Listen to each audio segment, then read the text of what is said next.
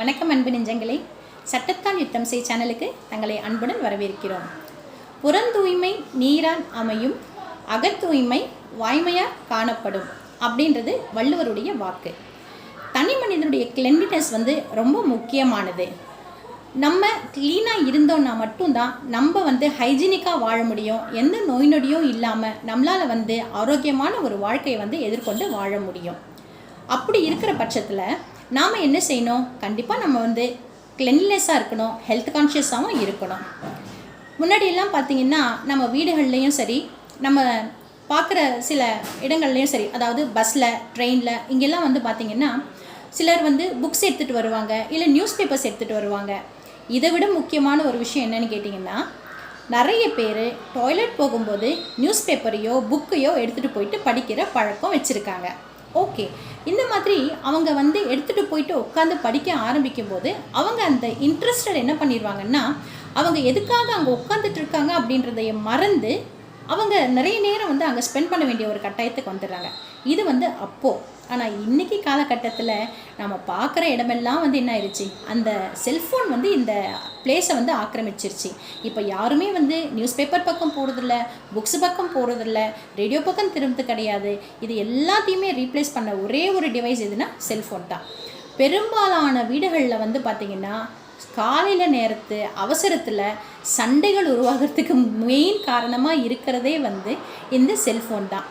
யூஸ்வலாக என்ன பண்ணுவாங்க, டாய்லெட் போகும்போது செல்ஃபோனை எடுத்துகிட்டு போயிடுவாங்க. பார்த்திங்கன்னா அவங்க வெளியில் வர வேண்டிய நேரம் அதிக நேரமாக இருக்கும். அந்த நேரத்தில் அடுத்தவங்களுக்கு அது சிரமத்தை உண்டு பண்ணக்கூடியதாக இருக்கும். ஓகே, டாக்டர்ஸ்னுடைய ஆய்வறிக்கை என்ன சொல்லுது அப்படின்னு பார்த்தோம்னா, ஒருத்தர் டாய்லெட் ரூமுக்குள்ளே அதிக நேரம் உட்கார்ந்து இருக்கும்போது அங்கே இருக்கக்கூடிய கிருமிகள்னால அவங்களுக்கு நோய் தொற்றுகள் அதிகமாக வரத்துக்கு வாய்ப்புகள் இருக்குது. அது மட்டும் இல்லாமல் அவங்களுக்கு பைல்ஸ் என்ன சொல்லக்கூடிய அந்த மூல நோய் வரத்துக்கான காரணம் மிக அதிகமாக இருக்குது. இன்னும் சொல்லப்போனால் கிட்டத்தட்ட ஒரு 91% அவங்களுக்கு இந்த மூல நோய் வரத்துக்கான காரணங்களாக இருக்குது அப்படின்னு சொல்கிறாங்க. அது மட்டும் இல்லாமல் ஃபிஸ்டுலா வரத்துக்கும் வாய்ப்புகள் இருக்குது அப்படின்னு சொல்கிறாங்க.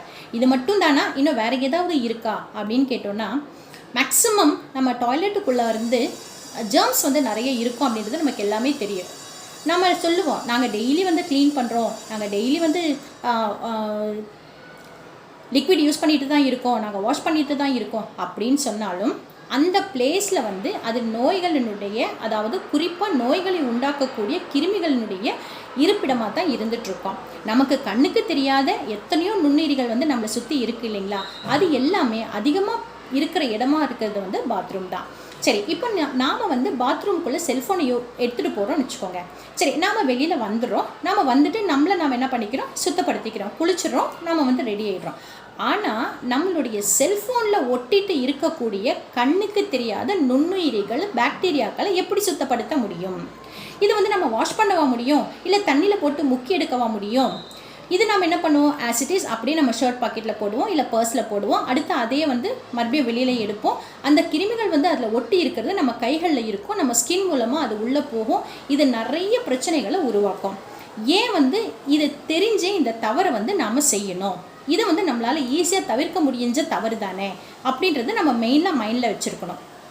இனிமேல் இந்த மாதிரியான ஒரு வேலையை நான் கண்டிப்பாக செய்ய மாட்டேன் அப்படின்னு சொல்லிட்டு நாம் ஒவ்வொருத்தரும் ரெசல்யூஷன் எடுக்கணும். குறிப்பாக டாய்லெட்லேயோ பாத்ரூம்லேயோ செல்ஃபோனை எடுத்துகிட்டு போகிறது ரொம்ப ஆபத்தானதும் கூட. அதாவது பல நோய்களுக்கு இது ஆரம்ப புள்ளியாக இருக்கும் அப்படின்றத நம்ம மைண்டில் வச்சுருக்கணும்.